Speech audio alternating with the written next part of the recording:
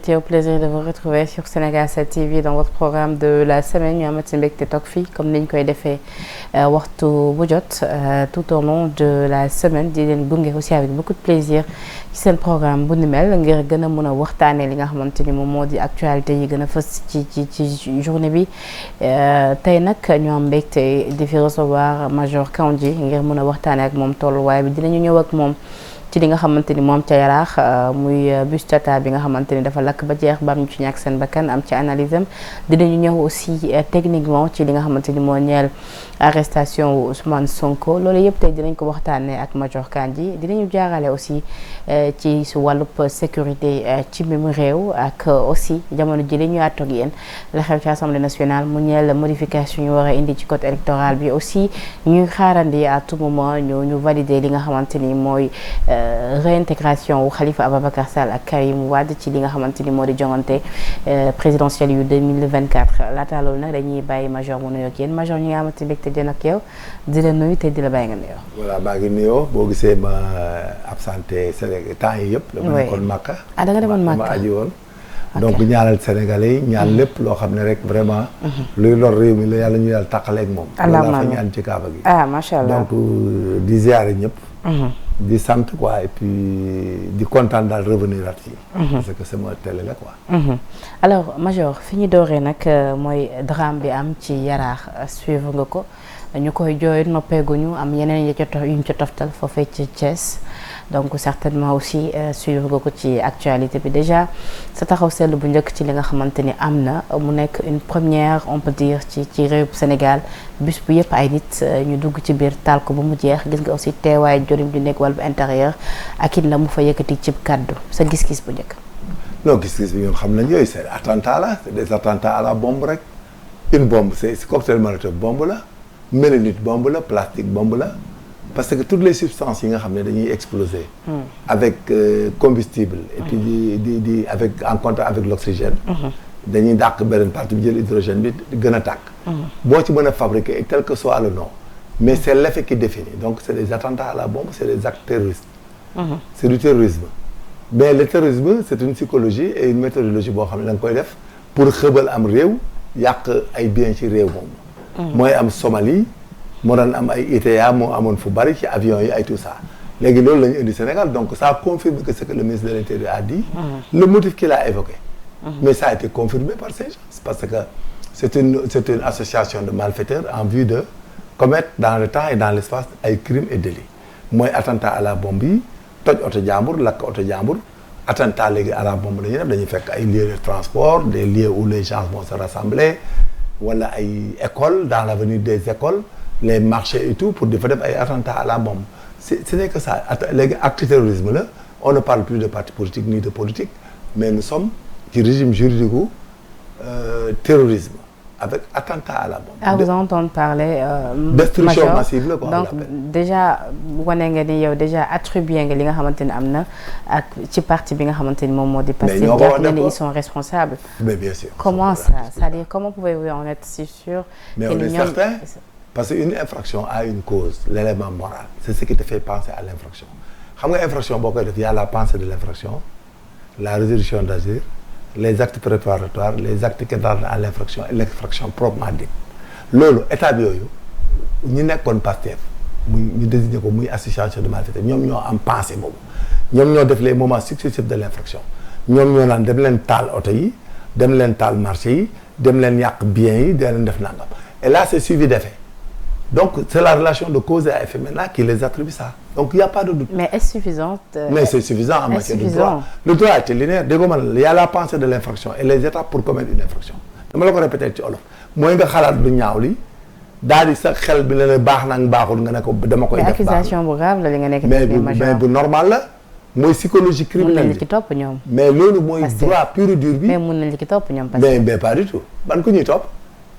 c'est suivi d'effet ngay topp ni koy topp c'est suivi d'effet on va les arrêter pour crime nga naan lan mais c'est suivi d'effet en fait ça mais c'est partout ils ont dit partout dans les panels dans les supports partout à l'extérieur comme au Sénégal de brûler et de casser ñii kan la ñuy topp ñii bu ñu leen rayul sax xanaa ñu jël. non major c'est-à-dire mais d'accord mais dama en fait hier j'ai suivi l'ancienne ministre de la justice Mimi Touré avec ma consoeur Maïmouna Ndour Faye mu wax benn baat bu nga xamante ni attiré na sama attention bëgg naa ci am sa gis-gis concernant cette affaire dani jori bi ni dégg wàllub intérieur c'était trop tôt pour mu affirmer que ni lii acte de terrorisme la parce que nag nee na amaguñu les éléments de l'enquête. mais on a plus que les éléments. waaw xaaral ma daal nee na amaguñu les éléments de l'enquête donc lu ni mel crime rek lañ ko mën a jàppee pour le moment en attendant ñu am les éléments de l'enquête et que sax moom jaaxal na ko en tant que magistrat mu ñëw war a affirmer que ni lii acte de terrorisme la. mais li nga xam ne wax ci ko neex la. n'a-t-elle pas raison quelque part? Le terrorisme c'est de faire la. mais n'a-t-elle pas raison quelque part? mais elle n'a nullement raison.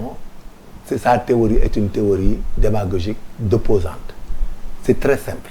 li muy wax taxawul le terrorisme c'est la violence c'est la peur par la violence déjà dans la littérature et dans le jargon et dans le français c'est du terrorisme le fait on t'appelle il terrorise les enfants il terrorise sa femme il lui fait peur c'est ce qu'on a fait ils ont utilisé des explosifs qu'ils ont mis dans les véhicules pour faire peur aux Sénégalais de sorte qu'aujourd'hui aucun Sénégalais n'est sorti fi ñu ñëpp a tiit dugg ci oto sax ñu mais amaguñu les éléments de l'enquête amaguñu les éléments de l'enquête major dégg nañ le ministre de l'Intérieur wax ni dañuy ubbi enquête ma ne dégg nañ le ministre de l'Intérieur wax ni dañuy ubbi enquête est-ce que c'était pas plus prudent ñu toog xaar li nga xamante ni moom mooy enquête bi li muy révélé madame attendez boo bëggee ñu xam da ngeen di déglu ñu wax leen l'infraction quand elle se commet elle est qualifiée ce qui reste à savoir ce sont les auteurs ce qu'on appelle la théorie de l'imputabilité yi wax ni ay waxi fara la ñun nit ñi leen ko gën a jàngal leen ko xam ils n'ont qu'à arrêter ils font la politique pour être des choses. mais utiliser déjà ce terme de terrorisme c'est trop fort. c'est la qualification de l'infraction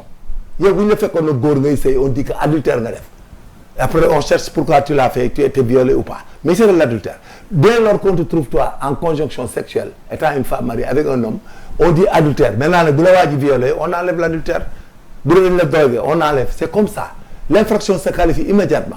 Quand tu trouves mort d'homme dans la rue par un véhicule, on l'appelle homicide involontaire. D'accord. Mais moi, je veux dire par là. Qu'il ne brouille pas l'esprit des mais je veux dire par là.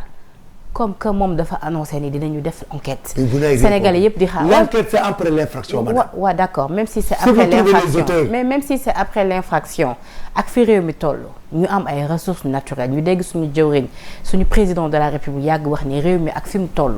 ak li ñu am ci ressources bu ñu xoolee ci sous-région dëkk ñu wër yëpp ñoom ñëpp am nañ coup d'état macha allah ñun ñoo ci dëkk bi nga xam ba tey ñu ngi taxaw kon nag lu ñu mel mënees na ñoo ñee ba ñëw dugg ci suñu biir pour yàq suñu pays donc loolu yëpp mu nekk ay mbir yu nga xamante ni xam nañ ko yàgg nañ ko dégg suñu autorité ñu koy wax donc est-ce que foofu laay waxee ni c'était pas trop tôt d'employer ce mot terroriste pour dëggal li nga xamante ni peut-être ñëpp depuis loolu ñaa ngi koy ragal je te parle la théorie et puis les investisseurs yi nga xamante ni tey jii mun nañ dugg si ci biir réew bu ñu déggee affaire de terrorisme mais mun nañ daw coaction am complicité si ces gens viennent de l'extérieur c'est Pastef qui leur a donné la fenêtre parce que ñoom ñoo ko wax ñoo ko def ñoo ko exécuté bi ñuy lakk TER yi di lakk BRT yi di lakk Sénélec yi di lakk banques yi di lakk Auchan yi c'est eux qui ont provoqué et qui ont donné la fenêtre lu fi dugg c'est de leur responsabilité ce qu'on appelle la responsabilité pénale c'est le dol l'intention de tout faire est supposée c'est-à-dire ñoom amatuñ lu ñuy expliquer ci dara gis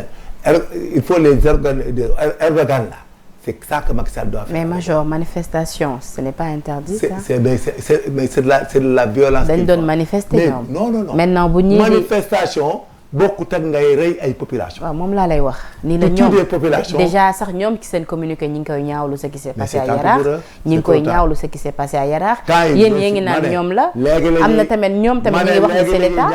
ma ne quand on tuait les gens on savait que c'est à partir de leur faute. Ils accusent à tort les gens, ils font la manipulation. Tout ce qui sort, ils essaient de sortir des théories fallacieuses pour tromper la vigilance et le cognitif des Sénégalais. Ils n'ont rien à dire. Mais pourquoi lu xew rek ngeen bëgg ko teg seen doon souvent tamit c'est facile ce que vous faites. L'insolence, déglu ma, leur arrogance, leur insolence, leur violence a été attestée matériellement sur le terrain. Gis nga pays bu mu doonoon duñu yegg si fii beneen pays bu président bu autonome nekkoon fa ñoom li ñuy def nii duñ fi yegg si. kon heure bi fekk na seen mortel combat bi jeex. D'accord. Donc il ne faut pas que qu'ils essaient de nous théoriser et que des femmes comme Mimi Touré là essaient de faire de l'esprit pour di wax loo xamul l'infraction elle est instantanée elle se commet elle se consomme ou bien on l'a fait cesser, on parle de la tentative. D'accord. En plus. Donc il faut que ces théories fallacieuses là qu'il l'arrête. D'accord. En plus dafa am loo am ci diggante bi c'est-à-dire dafa am benn doute bu installé wu ci bopp ñenn ñi depuis incident boobu am ca Yaraax li jaaxal ñenn ci Sénégalais yi te sax ba ñu xëyee tey gis nañu ëttu yenn kaay yu bëri daal di koy xëyee mooy que gisuñu ba tey amuñu xibaar yenn xibaar yi ci ñi nga xamante ni ñoo décédé donte ni dem procureur génnee na ci ab communiqué mais li jaaxal nit yi mooy amul benn vidéo bu fuité ci li nga xamante ni moom mooy tout le temps la manipulation moo xew Yaraax déglu ma rek ils ont même dit que le chauffeur était un policier fen rek la bañ imposture, mensonge, manipulation, peu importe. Le résultat criminel, une infraction se définit dans plusieurs sens. Dafa am définition juridique. Crime égale crime. L'incendie volontaire déjà est un crime. L'usage d'explosifs pour incendier des biens appartenant à autrui est un crime. Xoolal la mort d'homme day changer théorie bi rek ça les amène à assassinat parce qu'il y a préméditation et guet-apens. Ils ont fait de l'assassinat, c'est tout. Il y a plusieurs blessés, il y a 2 morts, il y a 5 blessés graves et d'autres blessés. Peu importe, ñu gis morts ils n'ont rien à voir dans les morts. C'est-à-dire chaque fois ils troublent les Sénégalais pour di wax loo xam ne ce n'est que des mensonges. Ils ne font que de la manipulation. Dem nañ sax ba ne chauffeur bi pas bi ko jàngal dawal doom sax génn ci net bi mais loolu c'est pas notre problème. Notre problème c'est quoi? L'acte est commis, l'acte est flagrant. L'infraction est flagrante. Le véhicule qui est brûlé déjà, c'est un crime. Crime égale crime. Soo reyoon 1000 personnes, benn crime lañ lay toppee. D'accord. Soo lakkee oto bi, crime lañ lay toppee. D'accord. Ils ont fait un crime et la relation de cause à effet du crime, c'est quoi? Ces criminels sont en partance de cette idéologie de violence prônée par Pastef. Mais ndax c'était pas nécessaire que la police tey ji def ci benn communiqué pour leeral nit ci par rapport aux confusion bi am ci commissaire ñi naan que waa ji chauffeur bi commissaire la c'est des manipulations de commissaire. Les gens ne sont pas là pour que les manipulateurs de Pastef là, de l'association criminelle de Pastef, ce qu'ils disent là, les gens n'ont pas le temps. Non mais raison pour laquelle ma bu fekkee ni ay manipulation la woon jotoon nañu ñu leeralal ñu ko c'était important. Pastef n'est plus un parti politique. Tout ce qu'ils poseront c'est des actes clandestins et pour lesquels ils seront exposés à des sanctions. Non, la dissolution n'est pas encore actée loolu dinañ ci ñëw léegi. La dissolution est actée. waaw d'accord dinañ ci ñëw léegi mais démb ci communiqué bi jugee ci procureur muy wax ci lu am foofee ca Yaraax dafa am benn partie bu mu wax ni nous invitons tout témoin qui aurait des informations à se rapprocher de nos services afin de contribuer à l'identification des auteurs. Kon dans ce cas là mën nañoo jàpp ne enquête bi soreegul. amaguñu éléments yi wax pour enquête bi sori ou pas sori enquête c'est une démarche intellectuelle. Bu dara amee da ngay poser da ngay ñëw def le constat criminel recherche des traces de indices traces matérielles traces biologiques empreintes tout léegi li nga trouvé ak les témoignages tu fais l'environnement ñu wax la li ñuy wax déclarer nañ mal jox la signalement maintenant tu recherches les probables avec les agents de renseignement et tes propres constats nga jéem a seet ba gis leen c'est des gens qui ont prémédité leur acte ñëw dugg ci oto bi lakk ko rey nit ñi fa nekkoon. jël ay biens wu ñenn ñu fa nekkoon bu sukkandiku ci témoignage donc ñooñu c'est lié directement à la dissolution et à l'arrestation donc c'est des sympathisants et des partisans. D'accord léegi li jaaxalaat c'est une manipulation suivie d'effet. Oui. La responsabilité leur incombe. D'accord li jaaxalaat ni ki tamit dans cette affaire bokk na ci ni ba ñu ñëwee sur les lieux gisuñu corps yi gisuñu blessés yi alors que dañ daan gis bu accident amee. non sapeur yi su accident amee dañ daan gis blessés yi sur place. bu ñu ñëwee ñu évacuer leen. non bi gars yi ñëwee sapeur yi leen yóbbu oto bi ni mu doon calciné dafa am doole les gens ont été évacués de loin. Le véhicule là dafa calciné def un feu énorme avec explosion et tout les alentours ont été dégagés donc les personnes ont été sauvées ailleurs et puis là-bas c'est en pleine ville les gens les ont évacués rapidement dans les hôpitaux on n'a rien à leur justifier c'est des faits qui sont constants l'État n'a pas à montrer chaque crime la victime et autres. D'accord. Ces histoires de Pastef là il faut que ça finisse maintenant les manipulations naan ana waajeeg du dëkk ak dañuy nanga waaye bu yàlla wàccoon sax ñu ne léegi benn mbëru làmb la c'est-à-dire il faut qu'ils arrêtent ça c'est terminé c'est dépassé maintenant avec eux ça c'est fini c'est dissous et c'est fini ils n'ont plus un régime juridique ku ci génn di génn daal tu es un association tu es un criminel les gens utilisent les armes et les armes blanches comme les armes à feu sur toi parce que tu es considéré comme un terroriste même les policiers et les gendarmes là ku ci génnati c'est une attaque terroriste ils tirent sur toi. Mais vous essayez de leur mettre c'est-à-dire cette action, de leur coller cette action, de coller cette action sur le dos des partisans d'Ousmane Sonko. Est-ce en lien avec li nga xamante ni bokk na ci li ñu koy toppee moom nekk ci association de malfaiteurs en lien avec mais c'est le prolongement des incriminations. Mais madame, quand quelqu'un... Mais est-ce que dans ce cas-là, c'était pas le but recherché? Mais quelqu'un qui met... Est-ce que c'était pas le but recherché? Mais le cas de quelqu'un qui met en place... Parce que lu ni mel am au lendemain de son arrestation. Mais malheureusement, ça confirme ce qu'on lui reprochait. On n'a plus rien à dire dans ce pays. Arrêtez. On ne peut pas être dans un Sénégal où il y a des attentats à la bombe. Quelqu'un qui prône ça, qui prône la violence, qui a tout brûlé, qui a tout dégradé. Après, il y a des attentats à la bombe. Il y a une théorie. Ces gens-là, l'État va continuer à faire les enquêtes. Tous ceux qui seront liés seront arrêtés, quel que soit le nombre. Ils seront sanctionnés.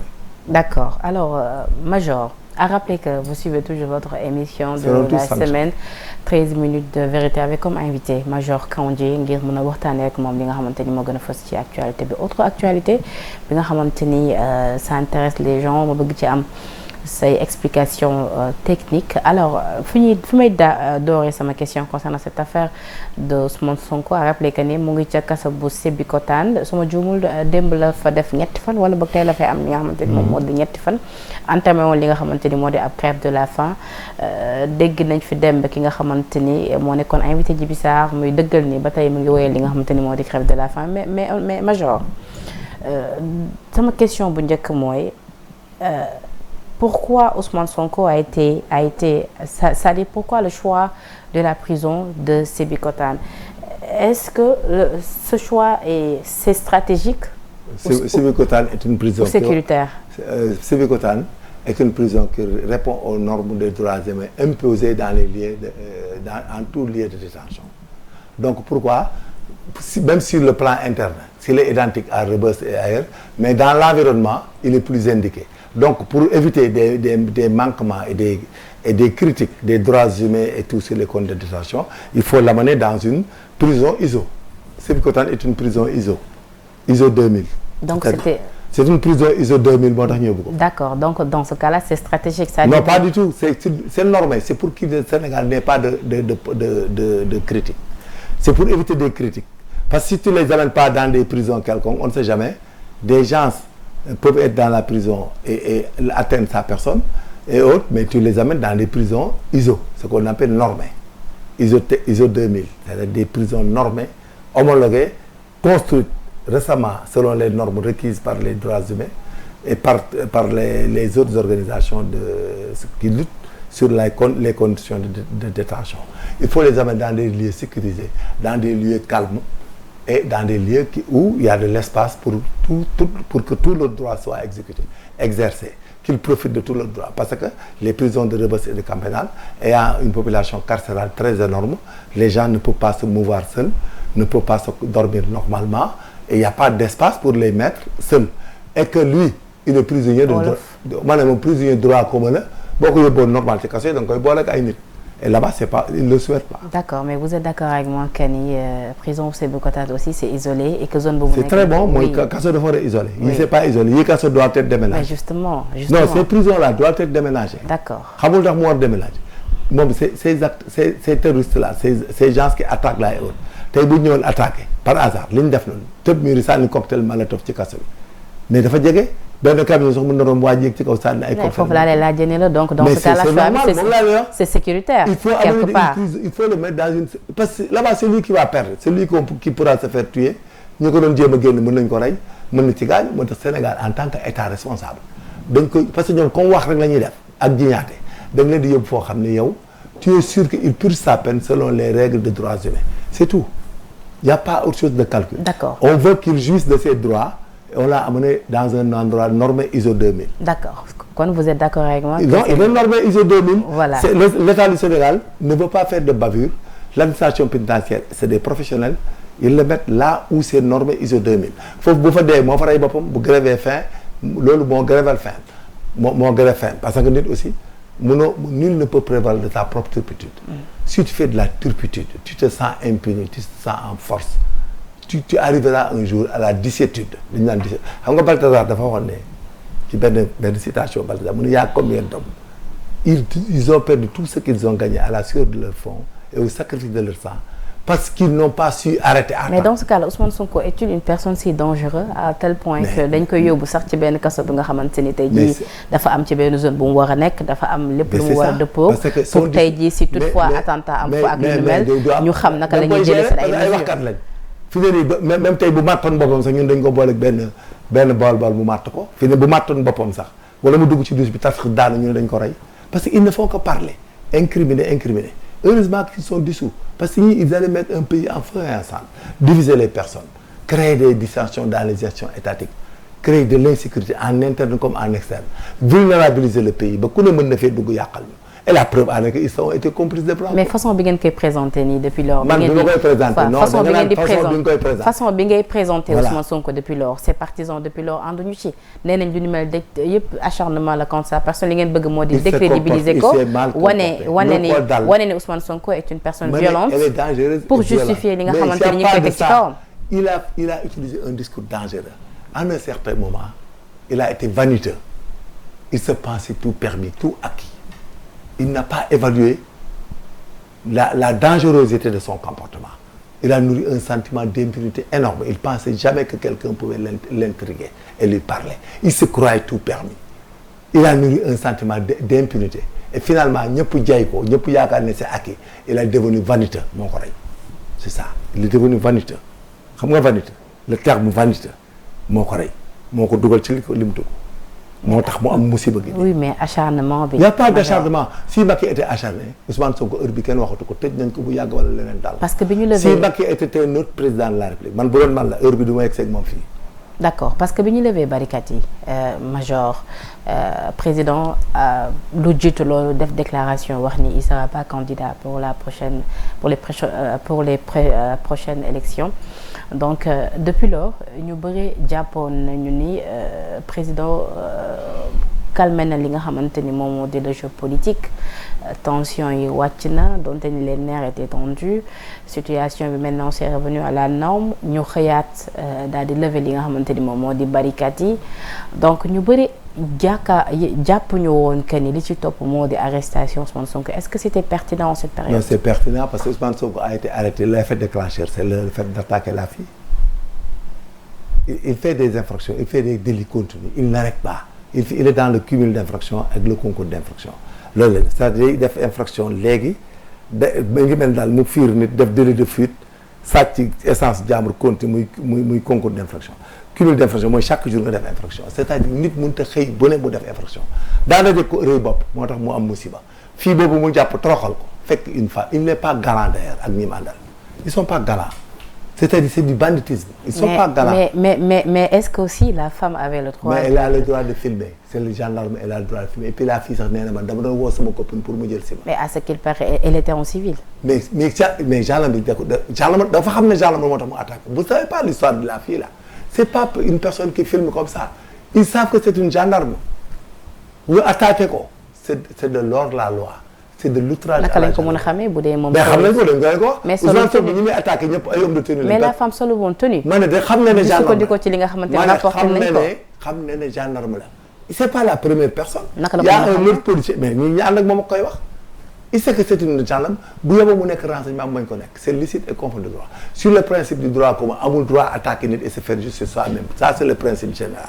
l'autre principe mooy bu dee gendarme la woon il est dans le droit de le filmer et de le filer. Et de l'observer. Donc dans toutes les hypothèses, il n'a aucunement le droit et aucune justification de son acte qu'il a posé. D'accord. Donc gendarme bi am na droit filmer ko. am na droit moom amul droit ni ko bu ma filmer. ba amu ko. lu tax bu dee agent renseignement alors mais agent renseignement amoo droit bi moom li wax na agent renseignement un gendarme. mais dañoo ni major dañoo wax ni personne n'a le droit de filmer. C'est pas vrai, ça concerne pas les forces de sécurité. Ça concerne pas les agents de renseignement ça concerne pas les investigations donc man la loolu noonu sama métier bopp dama lay filer di la infiltrer damay dem ci banque génne fonds de dépôt bi remplacer ko pour te prendre délinquant financier damay ñëw fonds de dépôt jox ma bureau ba pare on met des jalons waa ji di téléphoner di wax ak man ma nekk ci banque bi ma ne arrêtez c'est l'ordre de la loi et le commandement de l'autorité loi bi ko autorisé avec des textes et des articles loolu muy wax loolu des avocats yi ñooy def di brouiller esprit nit ñi di leen dofloo benn gendarme BMS sécurité militaire agent de renseignement gendarme brigade de recherche waa DIC ay yooyu dañ lay investir di la topp di la infiltrer. mais pourquoi l'infiltrer alors que ni teggi nañu barricade yi. alors que ni condamné nañ ko déjà à 2 ans. il doit être surveillé il est surveillé 24 heures sur 24 boo demee même këram sax bu fa nekkul am nañ droit di ko surveiller fii il les surveille tous ba kenn def ci benn activité Pastef ñu arrêté la c'est fini tout le monde sera surveillé les agents sont derrière eux celui qui appelle dana déglu téléphone am ku dem ci def ay réunion nangam dana la topp boo fi waxee loo war te wax ñu la ceex. mais kon kay major yaa ngi dëggal acharnement bi ñoom bi ñuy wax. mais y a pas d'acharnement. que ni ñoom il dérange moo tax loolu yëpp c'est une association de malfaiteurs.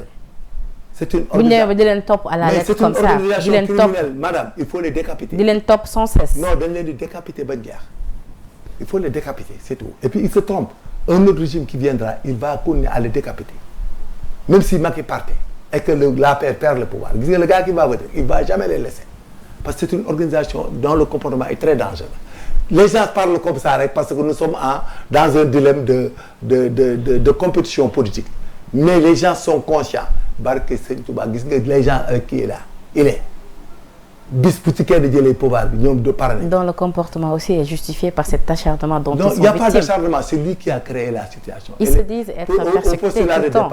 Il est allé du ngeen leen may dara. non kii. lu ñu def du ngeen leen ko baal kenn du leen baal dara. Il devait même pas pouvoir être un homme politique parce qu'il a été radié de la fonction publique un fonctionnaire de l'ARA pour diffusion de dossiers classés secrets.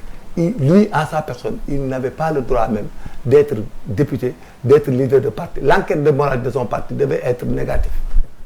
D'accord, mais sànq da nga wax sa biir wax lu am solo da nga ni la femme la gendarme. Elle est en activité pour une mission de filature. D'accord d'observation. loolu nga wax après nga ñëwaat sa biir wax nga ni filmé ko woon sax otom la doon filmé. non filmé ko déclaré après il paraît mais dans tous les cas moom bu doon filmer Ousmane Sonko elle est dans ses droits pour l'autre cas ñoom ils sont pas tu n'as pas le droit nit ñëw nga ne da lay filmer ubbil sa portable. d'accord mais su fekkee dafa infiltrer Sonko kay donc da ko doon filmer moom. mais c'est normal bu ko infiltrer c'est normal. non c'est-à-dire comprendre li ma la laajte non pas besoin de se cacher. non c'est-à-dire comprendre li ma la mais yow yaa comprendre. non si comprendre naa li nga wax yow da nga ni agent bi. su fekkee ñaari hypothèse laa la teg. oui mooy bu dee moom du woon gendarme mu nekk en activité. elle venait pour voir sa copine di téléphone ñoom ñu soupçonné ko parce que dañu xam ne gendarme la ñu ñëw di ko toroxal parce que ñi ko doon filmer du moom kese ñu bare fa nekkoon di ko photo ak di ko filmer mais xam na ne gendarme la cela veut dire que la gendarmerie là est connue nous deux hypothèses. Celle n'était pas en service amuñ droit jël portable si elle est en service c'est plus grave c'est 2 fois plus grave il y a la femme et la gendarmerie. mais bëgg naa nga jox ma la vraie version. La vraie version non man je sais pas mon problème parce que le problème est qu'il y a vol de portable c'est légal. vol à l'arraché la mais vol à l'arraché boobu nag. mais yow major vol à l'arraché. major mooy agression. major loolee la ñu bëri mënut a comprendre. mais yow duñ ko comprendre parce que Pastef lañ ko càcc gi ñu ko jiiñ la ñu bëri mënut a comprendre. agresseur mais kon agresseur duñ sàcc agresseur kon duñ sàcc. li ñu def la agresseur yi def. mais Ousmane Sonko lan lay doon sàcc téléphone jàmbur mais amu ci droit c'est plus grave sa qualité de Ousmane Sonko sax est une circonstance. d'accord mais moom lim ñu wax def ko ci postam ci page Facebook am moo di. ndaw si dafa doon filmer ma arraché téléphone il a même employé. mais voilà yow bu demandé il a même employé le terme arraché d'accord mais sàcc bi après la nit ñi comprendre. mais ça c'est du vol on l'appelle vol à l'arraché mooy agression. agresseur dañuy arraché dem Ousmane Sonko a fait comme les agresseurs il a été vaniteux il se croyait tout permis impuni finalement il marchait par la tête moo tax mu rey boppam foofu xale bee ko ëpp bopp te ba yombal xiyam mënu ciy génn le vol c'est la soustraction frauduleuse d'un bien appartenant à autrui contre son gré il y a 2 conditions il y a la prise manuelle et le déplacement matériel moom la def prise manuelle la déplace matériel dem ak moom jeex na c'est du vol. c'est du vol pur et dur. 370 d'accord major léegi naka ngay tuddee aussi ñu jàppee ko pour vol loolu moo am bu ñu sukkandikoo ci li nga wax jël na téléphone jaamu dugg loolu vol dañ ko mën a considérer jàpp nañ ko pour loolu mais kon lan la ci yeneen chef d'inculpation yi di def waaw li mu bind ci suuf. il a fait appel à l'insurrection. waaw d'accord mais événement yi ñu ko toppee depuis mars 2021. bu ñu sukkandikoo ci procureur mais l'enquête suivait son cours. pourquoi depuis lors arrêté wuñ ko. pourquoi a-t-il fallu ñu xaar ba ñu arrêté avant. pourquoi nga arrêté ko avant il parle partout. pourquoi mënuñu kon arrêter mais avant bañ a arrêté ci la nekkoon daf ko arrêté. mais lu xew depuis mars 2021. non moo ko mais il était en contrôle judiciaire madame. il était dans le cumul d'infractions mais mu crime munoo 1000 crimes égale benn crime parce qu'il y a le principe de non cumul des peines.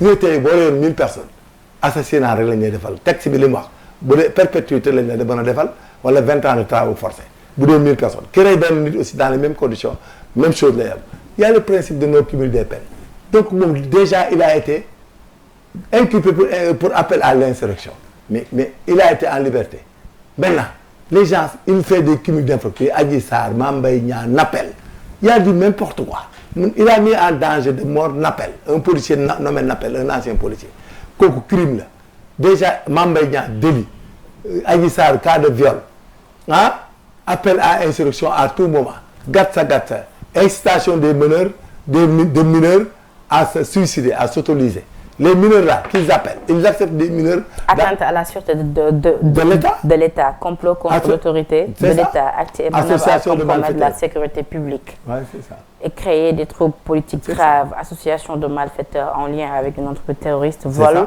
après ñu ñëwaat le jour J doole ci diffusion de fausses nouvelles. C'est ça il dit que des fausses nouvelles mais là, c'est comme ça quand tu fais la politique tu restes calme ñoom Khalifa Sall ko gën a garaaw situation dañoo dal Khalifa Sall woo di bokkam wóolu kenn ñu daray daka Barthélémy Dias ñoom non toute la violence là il y a l'article 4 de la Constitution qui fait des interdits Ousmane Sonko a fait ses interdits c'est point barre et appuyé par l'article 81 d'une loi qui l'accompagne et qui l'appuie il est dans ça si vous voulez la consultance demandez à Babacar Gueye il va vous faire la théorie mais donc il a fauté. Oui. Et quand tu fautes, il y a ce qu'on appelle la théorie de l'imputabilité, la responsabilité et l'imputabilité. L'État n'a fait que le rendre responsable et il est en train de lui imputer sa responsabilité. D'accord, mais après nous savons aussi de partout, après les 8 chefs d'inculpation, après aussi le lendemain, on nous apprend que les machines judiciaires sont en vacances. Donc tu as dit ces avocats, même s'ils voulaient faire quelque chose, peut-être difficile. Donc quelque part, le moment a été choisi. Voilà. Non, c'est lui qui a provoqué le moment. Ousmane Sonko bu laatoon fii bi kenn du ko jëli gars yi dañuy def procédure ba mu jeex ñu def ko lañ koy def dañ koy jaarale normal jugé ko normal. moo tax ñenn jàpp ne est-ce que tendruñ kon benn piège à travers la fille. piège fii bi toog fii oto moom moo fekk fii bi piège bi mu ne kon koy jigéen moom jigéen lay bañ a gis loolu problème kon comment ñu prend la fille dem song ko wala da ko bëggoon napp wala je ne sais pas. non peut-être xamoon nañu réaction am xamoon nañu peut-être su fekkee gis nañu koy filmer dina réagir kon Ousmane Sonko am na benn antécédent par rapport ak lu ni mel mais Ousmane Sonko film lu muy def day bëgg mu fekk. non gis nañu ko benn jour am benn waaye bu ko filmer aussi même réaction bi la amoon. policier la mu xam ne ñu ne ko policier la mu dem di ko attaqué daan yaa ngi may topp nag da koy topp il n'a rien compris. mais moom laa la wax nii. mais dañ koy topp ne la su fekkee ni xam nañu amoon na boobu antécédent kon mun nañu jox ne bu suñ ko tegalee piège bi jëlul portable ñu jàpp ko jëlul toon portable Ousmane Sonko il fallait le prendre en flagrant délit de ça xam nga ces autres flagrants délits à lui là c'est des flagrants délits des indices graves dans le temps et dans l'espace l'auteur présente des indices graves mais bii il s'est autorisé c'est-à-dire dafa xaraw manque de courtoisie manque de délicatesse manque de galanterie manque de sang-froid. Major ban stratégie la suñu force de défense et de sécurité employée ba mun a gérer cette affaire avec Ousmane Sonko ba benn ndaw génnul wala boog ni ñu ndam génnee boog gisuñu ñu génnee nu ñu mel. Ousmane Sonko il est entré dans la déchétude c'est-à-dire nit ñi doon dem ma xam ne kii musiba leen dee del ñoom ñoo dem mu yàgg xam ne il n'a jamais dit de projet waxul fu mu leen di dugal waxul lu mu leen di waxul dara ay gàtta ñii dañoo sàcc ñoom ñëpp loolu la ñuy wax ñii dañuy sàcc ñii dañuy labaj. nga jël ay anciens drogués ki ay anciens rebelles MFDC ay kenn xam ñu nekk France di wax leen neex def c'est les populations qui ont su que ce gars-là ce n'est que de la merde que tout ce qu'il dit est fallacieux ñi mu àndal c'est pas des responsables c'est des voyous finalement les gens se sont retournés moo tax boo seetloo finalement ay gars yi nekk bitim réew ay anciens délinquants et des repris. non mais Major mënuloo traité aussi ñëpp ñu muy àndal de voyous. ñu nekk bitim réew c'est des ils ont été en prison ils le disent même. mais mënuloo traité ñëpp mais mënuloo traité ñëpp ñu muy àndal de voyous. mais toute personne qui s'affilie à une organisation criminelle est un délinquant est un criminel boo ci bokkee tu es une criminelle yow tey nii tu es une fille. non mais crime yooyu yow yaa koy wax depuis. mais ma ne yow yaa koy wax. mais non l'État l'a dit et c'est le droit qui l'a qualifié c'est une association criminelle une entreprise terroriste et que je suis d'accord moi man suñu ci joxee dara je le fais comme tel. gis nga ñoom CPI yi ñuy wax seen kaw lay këppatalu yàlla. gis nga tout non attendez vous allez voir c'est eux qui vont aller en CPI pour crime contre l'humanité c'est eux qui vont aller pour des assassinats avérés qu'on va enquêter ba gars yi génne éléments yi les éléments vont sortir les gens vont se délivrer. waaw léegi nañu xaar. non benn xaar. nañu xaar ba ñu enquêter nañu xaar ba éléments yi génn nga doog a tenir ces accusations. ay audio la dañ lay jàpp borom audio yëpp la ñuy téye ñuy wax ci télé bi violence yëpp ku ci répété te da nga dem kaso parce que il dissous c'est fini ça celui qui parle daf doon le cour d'assises nga jëm tu prends 5 10 ans 20 ans ça dépend du quoi. d'accord gis nga gars yi yaraax yooyu. d'accord ñooñu attentat yi. d'accord ñooñu ils sont sous le coup du terrorisme ñooñu on prend les articles du terrorisme bu ñu leen jàppee c'est minimum kaso danañ tëdd 20 ans. d'accord alors on va les amener à la réclusion criminelle. oui concernant ba tey Ousmane Sonko laata ñuy ñëw ci dissolution rapidement major ndax suñuy frontière am na noonu sécurité bu ñu gisee ni avocat am ku mel ne Juan Branco dugg si na jaar Gambie te kenn gisu ko fenn xamuñu woon sax nu def ba dugg il a fallu que mu dugg ba ñëw toog ci conférence de presse bi pour ñu doog a ñu wax par la suite que ni Gambie la jaar ak yu ni mel. mais pour Ousmane Sonko kon waruñu tiit ñun suñu kaaraange comme que réew mi moom ku ne mën na fi dugg nu mu ko mais nous avons affaire avec une association de malfaiteurs ñoom ñoo ko jëli de wat sa kim bi déguisé ko en femme mu dugg il a soit il est dans Dakar laqatu en attendant ñu jàpp ko ou bien il a pris la mer pour partir avec la communauté des Sénégalais on n'y peut rien c'est la trahison. ah dafa déguisé wu en femme. mais bien sûr il a même dit il s'est déguisé en femme je mot sa kim ba mu set perruque lay takk toog sol robe ba nangam mais tu regardes et puis les mandats d'arrêt là quand on l'exécute mais tu regardes le signalement et puis tu prends presque les aéroports sont pour quelqu'un qui est en France c'est des aéroports que tu surveilles et puis la note là le document pour le mandat d'arrêt était dans la transmission on l'a dit mais était dans la voie de transmission ba par exemple pays collaborateurs yi mën nañu ko jàpp aéroport yu ndum autre mais Branco bref kenn xamatul ñëpp parce que il est dans la grande mafia boo atul sax ma il était avec Wagner au Mali jaar ci frontière bi ñëw parce que il est dans ça dans les histoires de lobby donc lui il y a rien de responsable de la police n'est pas responsable parce que c'est des Sénégalais qui sont allés le trafiquer et le falsifier c'est de la trahison si on le considère comme une attaque en temps de guerre les Sénégalais qui l'ont fait ils ont été des traîtres et puis ils ont fait l'erreur la plus grave comment un parti politique dans des cas pareils un étranger vous l'amenez dans l'ingérence de notre pays ba pare di complot moom muy défier les institutions et l'État du Sénégal et eux ils l'acceptent. non ñoom moom les avocats étaient aussi surpris de ça. mais c'est ça le danger. Ils ne savaient même pas que mais c'est un confrère. non c'est leur confrère. il n'est pas dans le timing. ñëw ba toog ñu ne ko fii doo fi waxee. non il ne devait pas lui donner la parole parce qu'il n'était pas dans le timing. Il n'était pas dans le timing ni dans le programme. Il a pris la place d'autres avocats c'était un acte de faiblesse. non mais par élégance. c'est le confrère la c'est le confrère la mënu ñëw ba toog ñu ne ko non doo fi waxee. par complicité la c'est parce que ils sont légers. C'est ce qu'ils ont fait et lui ont donné la parole ont été légers et ils peuvent même être blâmés par le barreau parce que nous ñëwee fugitivement objet d'un mandat d'arrêt il devait dire qu'il est venu sans nous avertir on dit que notre confrère Branco nous a reçus mais Branco nous salue et autres et il continue leur conférence de presse mais on est dans quel pays yow boo nekkoon médecin di opérer benn tubaab day ñëw nga jox ko bu ko ne opération bi te il n'a pas fait le diagnostic il n'a pas fait le tableau clinique deful anesthésie bi xamul sax les constantes de la victime le thème ne l'intéresse pas il vient il défie le Sénégal il humilie l'État il humilie l'autorité étatique il défie l'autorité il outrage l'autorité c'est de leur complicité. mais la faute à qui. mais les avocats on doit. suñu frontières yi la ñu waroon renforcer. on va amul suñu sécurité yi la ñu waroon renforcer. assuré nañ ko mais on a les rebelles. bu ñu ko assuré woon major bu ñu ko assuré à 100% même si Juan Branco se déguisé en femme waru woon tey yegg si ba toog yegg si ba toog ci conférence de presse tenir benn discours pendant 15 minutes. Tu vas déshabiller toutes les femmes blanches. kenn fekk ko fa sax jàpp ko. les femmes blanches là qui traversent la frontière ñëpp ngay subir di xool seen s'ils sont pendus ou collés.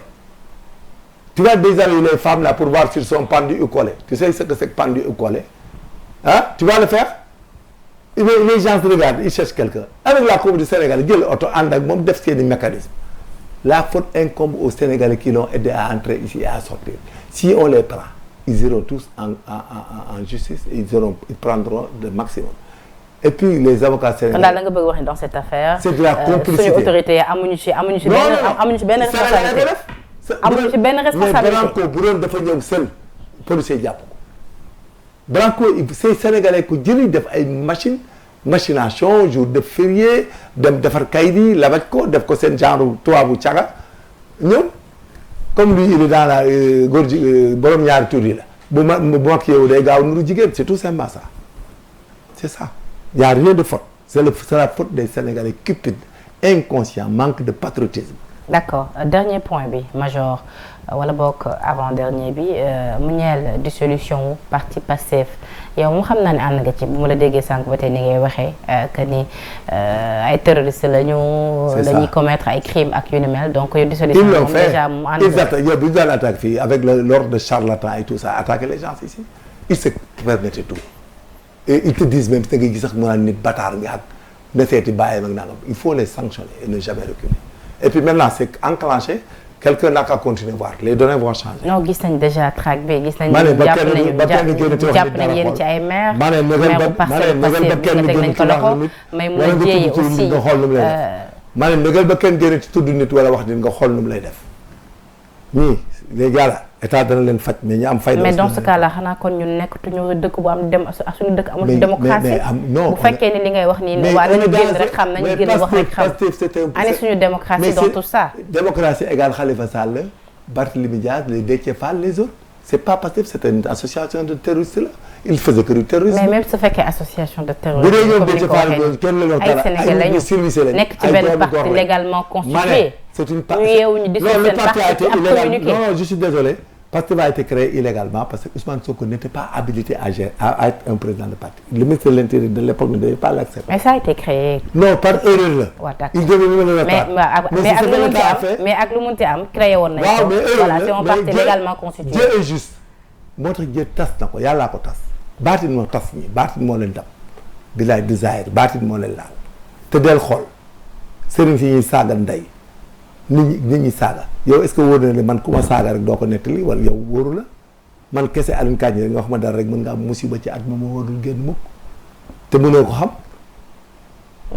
exemple laa yaa ngi napp gars yi non dama ne. yaa ngi leen di napp du genre waaw comme saaga rek ñoom am xam-xam wala dara nekk ci réew mi daf leen neex mais gars yaa ngi toog ne nemb di leen seetaan day xool musiba gi fi mu jëm ak ñoom je te jure ñu ci bari danañ daw génn réew parce que tout lépp dana feeñ tout ce qu'ils ont fait est pris. surtout prix ça sera du financement du terrorisme blanchiment d'argent. xam nga sànq maa ngi naan la dissolution n'est pas encore actée pourquoi ma wax la loolu parce que ñoom dañoo jàpp ni jotaguñu benn notification. on ne le notifie pas. donc dans le cas d'espèce nul n'est censé ignorer la loi.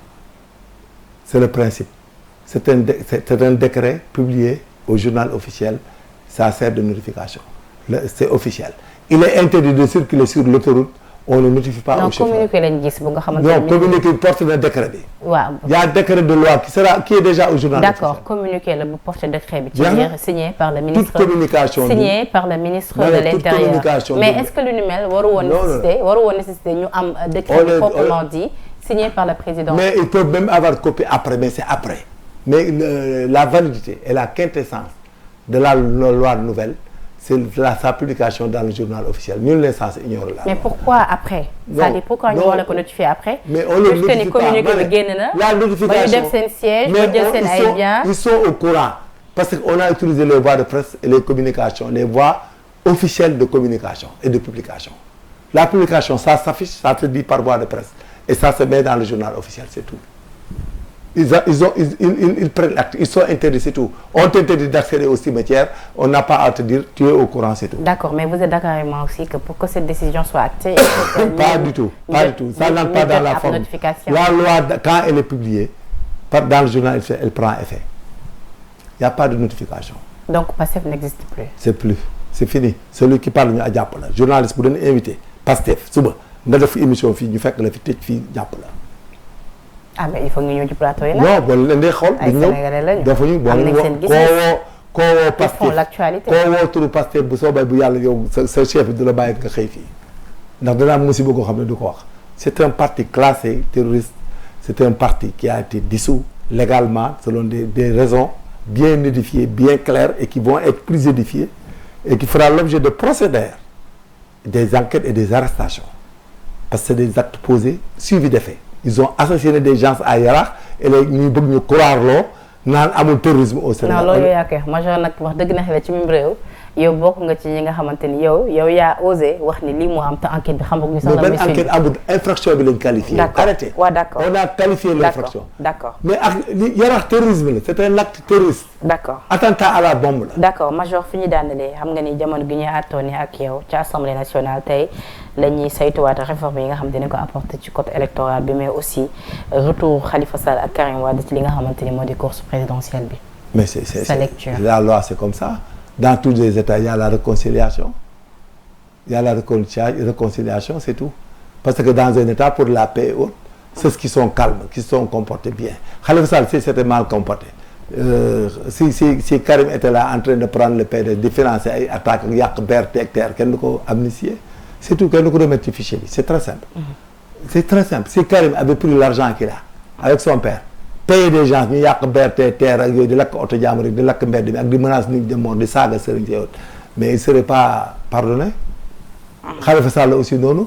Khalifa Sall s'est bien comporté pourtant il habite Grand Yoff à Dakar il a beaucoup de gens et beaucoup de sympathisants il peut tout faire mais il l'a pas fait. Maintenant donc c'est très bon si on les remet si on les pardonne et on les remet dans les droits on leur donne des droits fondamentaux. Mais c'est très bon. Il y a pas de problème. Le candidat de Benno Bokk Yaakaar attendu. président tey nee nañu dinañ gisee ak ñi nga xamante ni ñoom ñooy les potentiels candidats ci li nga xamante ni jot nañ ko en tout cas ci xibaar ak journaux yi xëyee ko tey yow kan nga jàpp ne tey jii war na mën a nekk le choix du président wala boog amoo ci. mais du ma ko influencer mais cette phase il faut que Macky Sall pour la place c'est très compliqué c'est très difficile parce qu'il y a un background de l'individu l'expérience background sa posture son comportement. Il faut quelqu'un de fast-track, comme il l'a dit, quelqu'un qui a la capacité réactionnelle très rapide, qui sait prendre des décisions, les bonnes, et qui écoute, qui est discret, et qui n'est pas dans des lobbies, parce que c'est très dangereux, parce que Dakar, si tu as un lobby, tu ne pourras jamais gouverner normalement. Parce que le management, c'est pour savoir faire ce qu'on appelle la rupture difficile. Et quand tu es dans beaucoup de lobbies, tu connais beaucoup de gens, et tu entres, tu sors, finalement, tu n'es pas rigoureux parce que tu es voué au favoritisme. Mais man Sénégal sax je me demande comment lañ fi mën a defee des élections parce que y a un danger boo xam ne géosécuritairement sax mënut a jàll parce que avec ces gens qui attaquent ce pays-là qui font de l'attentat qui continuent et qui s'organisent partout appuyés par des forces obscures et des forces occultes déjà imaginez nga ne da ngay dem ay élections ñoom ñi ñu bañ léegi nga jël les gens et les politiciens nga diviser leen par 5-20 tasaare leen ci réew mi mais il t'attaque il gâche les élections. major loo bëgg a wax foofu. mais dafa sécuritairement Sénégal mënut a dem élection parce que dans nos frontières nous sommes menacés depuis la Mauritanie parce que j'ai vu les communiqués qu'ils ont fait il y a le Niger le Mali et le Burkina Faso qui veulent nous mettre en tampon. mais xam nga am na ñu yàgg gis ne lu ni mel est-ce que du lii mooy. stratégie mais kan moo ko def. am na ñu wax ne est-ce que lii du mooy stratégie. mais coup d'état yi am ci bu ñu gisee ni tey jii ak li am yëpp. mais coup d'état yi am est-ce que c'est pas le but recherché pour ensuite dire que ni élection mënu fi am parce que. la menace de l'Afrique de l'Ouest n'est pas c'est Macky Sall yoonam nekku ci. est sous tension. mais avec la menace de guerre là pour attaquer le Niger et que la menace la Mauritanie soutient les Nigériens envers de quoi. J'ai entendu quelque part. C'est quoi? On est dans quoi? Les gens là, c'est une force russe. La force russe, elle est dans la guerre froide avec la France. Maintenant, une stratégie de mes conseils État du Sénégal, c'est d'installer d'héberger l'armée française dans le Matam, dans le Vélingara Kolda, avec deux bases fortes, et de mettre à Elinking une base navale des Français, à Elinking ou Kafountine, de mettre une base aérienne à Kaolack capable de se lever et de signer un accord de défense réciproque. Que si la France est en guerre, nous sommes en guerre. Et si les Sénégalais sont en guerre, nous sommes en guerre. D'accord. Et aussi de jumeler notre armée avec celle de la Gambie. Parce que l'armée gambienne n'a autre menace éventuelle que du Sénégal et il n'y en aura jamais. Donc nous nous défendons ensemble et nous nous sécurisons ensemble. Parce qu'actuellement, là où nous sommes, à X0 temps, nous avons une menace interne avec ce terrorisme-là interne qui va s'accroître parce que ils vont continuer à s'accroître parce que les partisans qui ont une pensée politique n'ont rien compris. Ce parti-là est infiltré par le MFDC et tant d'autres forces obscures.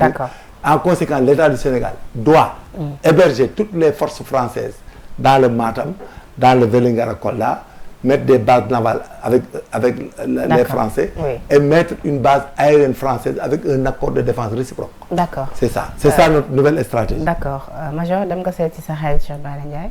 Non mais man amul bu koy seetee sequñu ko. li mu def moo xam yàlla li muy def moo xam il est là-bas pour autre cause il n'a qu'à régler son problème parce qu'on n'a pas de relation on se connaît pas man mosuma ko gis nii sax nit ci télé laa koy. ak seen coow li ni mu fi bëree non mosuma ko gis mais nag yàlla baax na on verra la suite. jàpp nga ni war nañ ko accepter liberté provisoire. boobu sama yoon nekku ci. amoo ci koy laaj magistrat yi. amoo ci commentaire essentiel yàlla xam na lu nëbb ak lu feeñ. yàlla xam na lu nëbb ak lu feeñ. yow mën nga toog fenn di ma tëkk wala di ma fontoo fekk doo ko fekkee. c'est clair ne adduna moom du loo gis rof sa baaraam. wala nga yaakaar sëriñ wala dara am na ñoo xam ne seen benn xula laaw rek xajul ci malaaka waxuma ak nit. moo tax dama lay wax ne rek adduna dafa mystique. il faut faire très attention. maanaam am na nit ñoo xam ne. waaw wax loolu li ñu la mën a def boo ko xamoo ko sax mën nañ la koo def ba ci sa xeet raaf.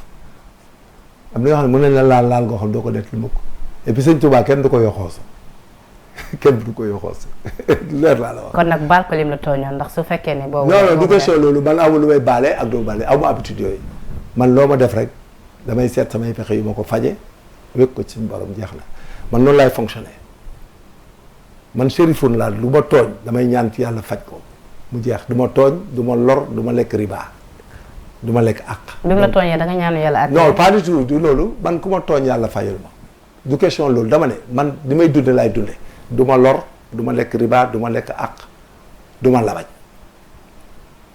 d'accord donc li ma ci des damay bàyyi lépp ak suñu borom.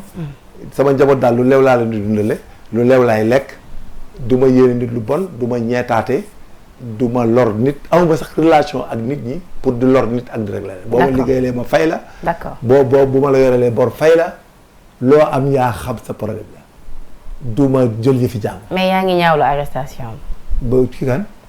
mais man je suis un gendarme celui qui faute on l'arrête. d'accord sama idéologie la. major ça a été man même bu ñu doon exécuter nit pour peine de mort je peux l'exécuter y a pas de problème pour moi. parce que c'est ça la justice c'est ça une société. une société il faut que tout soit juste. d'accord en tout cas major amoon nañu mbégte jënoo wat ak yow wax dëgg na yàlla di la remercier ci disponibilité di la bàyyi nga tàggatoo lu mu la. waaw ñu ngi tàggatoo Sénégalais yi et puis dañuy wax ne ñu toog seen kër yi dem liggéeyi te xam ne li fi amoon musiba la goo xam ne daf ñu doon yor. mais sëñ Touba kenn du ko yoxoosu ak El Hadj Malick ak Baye Niass. voilà la preuve est là tout est clair.